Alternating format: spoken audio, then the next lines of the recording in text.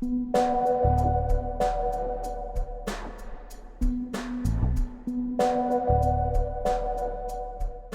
we start now? Yeah, the magic of editing. Yes. Yeah. That's a nice one. I'm Herman Verkerk, head of the Department of Interior Architecture and Furniture Design.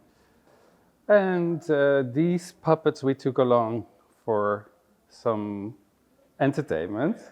So first pillar of the design education in the department is learning by doing. Second is theory is practice and practice is theory.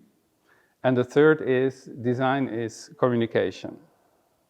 We started working with the materials right away, and it's been fun discovering these different new techniques and materials.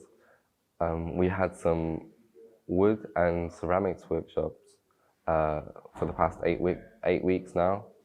And the next few weeks we're going to have some metal and textile workshops.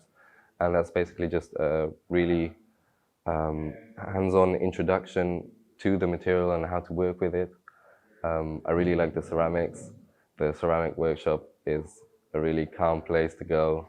When I came here for the first time, I never expected this much of interaction with the materials. And I really was surprised because I was not expecting working with the materials and just using your hands that much, because I was used to this just drawing and making technical drawings and just having your concept on a paper. But here, I don't know, like in the workshops and in the school, they encourage you to make everything come to life. You will spend a lot of time in the classroom, a lot of time with the people, a lot of time in the workshop. And like you have to get your hand dirty, even if you're more a 3D kind of person that's going to, like a 3D digital kind of person. That's going to help you a lot if you enter the more physical dynamic of the department. I still need to discover a lot of the KABK, also myself, also workshops. Yeah, I need to learn a lot. I'm just here too. I have a lot of time to do. Yeah. So it's very much the workshop as the core of the education, and also the workstations that you see here. And what is important by learning by doing is that you don't have a result based instruction, but you have a research-based instruction. So Now in the fourth year, then you look back and you kind of have to figure out where in that you position yourself. But there are looking at research is not like this, only this one way of doing it. It's this whole broad world we kind of got introduced to. Many workshops, many lectures, and during this fourth year, you can also use all the facilities from the academy, and also have different connections with the other departments. And yeah, it's nice to also receive this very different input from different practices, I would say. Well, department is really attractive because it has such a variety of things it proposes. You cannot really define what you're going to learn in furniture design, either in interior architecture. So you have a lot of room to do what you want and to expand. And I think that's what attracts students at first. The department has been called Interior Architecture and Furniture Design for a long time. But of course, in the recent years, we've seen this development where students are interested in both. And it's not so much about, very clearly being a furniture designer or very clearly being an interior architect, but really taking from each other and learning from each other. And it's more module-based now, so that you don't have to make a choice to do one or the other, but you can really navigate between both and then finding your place in between. It could be in between. You could also completely decide to be a furniture designer or the other way around, but at least there is this possibility of navigating. we see that we want to engage with the spatial realm or the three-dimensional realm, and we want to build relationships inside that environment. So we look from the context to an object, and also from an object to the context.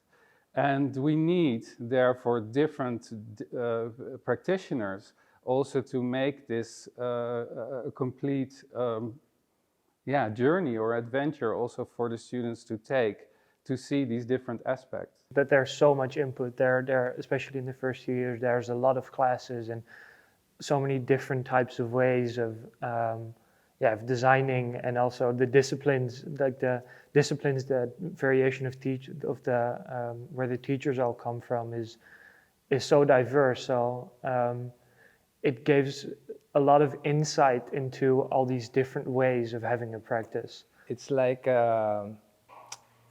very free at the same time. It's weird because you have this guidance, but at the same time it's very free because you can choose what you want to basically do.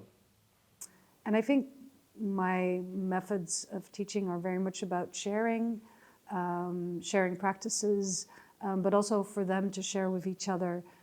So instead of doing like formal assessments, we have peer-to-peer feedback sessions where we talk about each other's work, and someone might do a small presentation, but then the feedback is delivered by other students in the class. So it's a very open and it's very dialogue-based, I would say.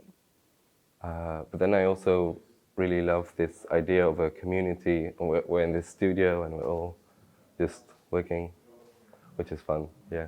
Like people push each other up. Design is communication. And this has to do with this first point of this Bauhaus philosophy, also to have students engage with the outside world.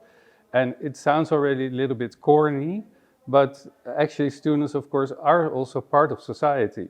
And sometimes it's forgotten that we are in this bubble in the school, but there is an outside, and we would like to connect with this outside. So we do a lot of, let's say, collaborations. So the collaborations not only stand for collaborations with your peers, but also with different parties from the outside. Yeah, now at the moment we're also working on on a prize for female emancipation and also for emancipation of the LGBTQ community.